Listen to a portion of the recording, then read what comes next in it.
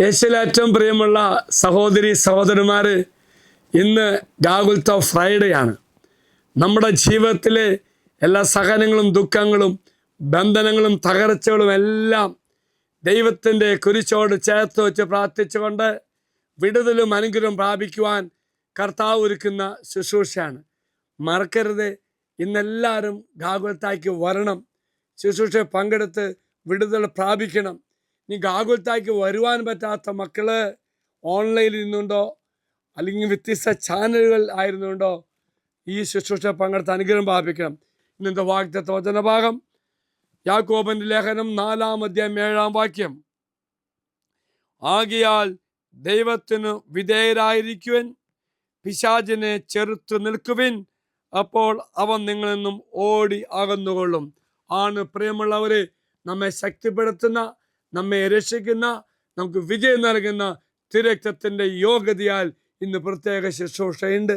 നൂറ്റാണ്ടുകൾക്ക് മുമ്പ് ദൈവജനം ഈജിപ്തിൽ നിന്നും ഇസ്രായേലിലേക്ക് പോയപ്പോൾ അവർക്ക് ദാഹം വന്നു, വിശപ്പ് വന്നു.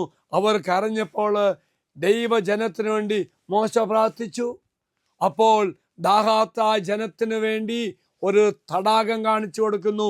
ആ തടാകത്തെ ലക്ഷ്യമാക്കി മോശയും ബാക്കി എല്ലാവരും ഓടിച്ചെല്ലുന്നു. അവർ കൈക്കുമ്പിൾ വെള്ളമെടുക്കുന്നു, കുടിക്കുന്നു.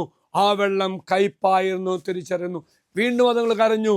അങ്ങനെ കരഞ്ഞപ്പോൾ ദൈവം ഒരു മരക്കഷണം മോശയ്ക്ക് കാണിച്ചു കൊടുത്തു. മോശ ആ മരക്കഷണം വെള്ളത്തിലേക്കിട്ടു. പിന്നീട് നാം തിരിച്ചറിയുന്നുണ്ട് കയ്പേറിയ വെള്ളം മധുരിക്കുന്ന വെള്ളമായി മാറിയെന്ന്. എങ്കിൽ പ്രിയമുള്ളവരെ, ഇന്ന് നാം മോശ നുയർത്തിയ തടിക്കഷ്ണം ഒരു പ്രതീകമായ കുരിശായി നാം കാണുകയാണ്. ആ കയ്പ് മധുരമായതുപോലെ ഇന്നത്തെ വ്യത്യസ്തമായ ശുശ്രൂഷയിലൂടെ തമ്പുരാന്റെ കുരിശിലേക്ക് നാം നമ്മുടെ ദുഃഖവും വേദനയും തകർച്ചകളും അടിമത്തങ്ങളും എല്ലാം സമർപ്പിച്ച് കഴിയുമ്പോൾ വലിയ വിടുതൽ കത്താൻ നമുക്ക് തരും. എങ്കിൽ പ്രിയമുള്ള സഹോദര സഹോദരി, ഇത് വാഗ്ദത്ത പേടകം.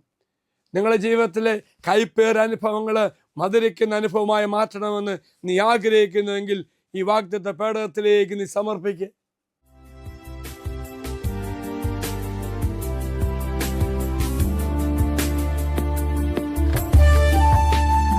ഇത് നിങ്ങൾ സമർപ്പിച്ച നിങ്ങളുടെ എല്ലാ നിയോഗങ്ങളും അൽത്താരയിലേക്ക് അച്ഛൻ സമർപ്പിക്കുന്നു. സമർപ്പിച്ചെല്ലാം ദൈവം എടുത്തു മാറ്റി മധുരിക്കുന്ന അനുഭവം മാറട്ടെ എന്ന് പ്രാർത്ഥിക്കുന്നു. അച്ഛനീശ്വരാശീർവാദം തരാം. നമ്മുടെ കർത്താവായ ശമിശിഹായുടെ കൃപയും പിതാവായ ദൈവത്തിൻ്റെ സ്നേഹവും പരിശുദ്ധാത്മാവിൻ്റെ സഹവാസവും നമ്മെല്ലാവരോടും കൂടെ ഉണ്ടായിരിക്കട്ടെ, ഇപ്പോഴും എപ്പോഴും എന്നേക്കും. ആമേൻ.